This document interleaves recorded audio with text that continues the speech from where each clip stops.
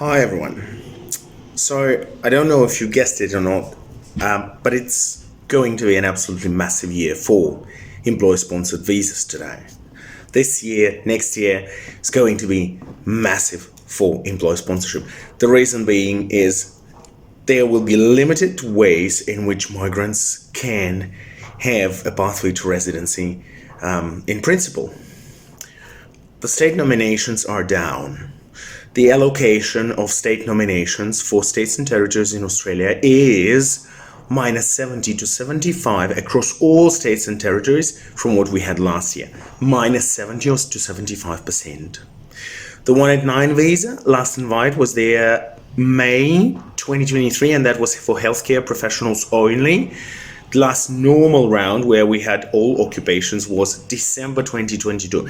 So December 2022, for almost 1 year, we've had no invites for 189. We've had no updates for 189. We don't know whether this will occur this financial year or not. So in all that climate, the student visa grants are lower, and they will be even more lower. Students are massively refused student visas, especially from developing countries. Obviously, we have a huge problem with African countries. We have a huge problem with India and Nepal and other countries. Visas are refused in galore. Eastern Europe, visas are refused in galore, even sometimes for applicants that are, kids after school, 17 or 18 years old, planning to do their bachelor's degree. So they are, in fact, genuine students. So what this all means, if you're a seasoned professional, you have a degree, at least a bachelor's degree, or if you're in trades, obviously a certificate or a diploma is fine. You have some work experience. Look at employer-sponsored visas, 482, 494, 186, etc. They all will, since 26th of November, so 26th of November was in the past already, sorry. So they all not will, but they all do have a permanent residency pathway since 26th of November. Yes, there has been a major change. All employer-sponsored visas do lead to permanent residency.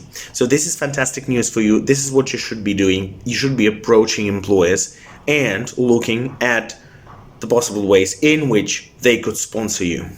Or employers, if you want to get staff, you need to understand that no one will get staff for you. It seems that the times when the government got staff for you through federal skilled stream 189 or through 190, 491 state nominations is over. That time seems to be over, at least for the next couple of years, maybe more. I don't know what their real strategy is, but if you want staff, you should be doing something, because the government is not going to cover those workforce shortages for you.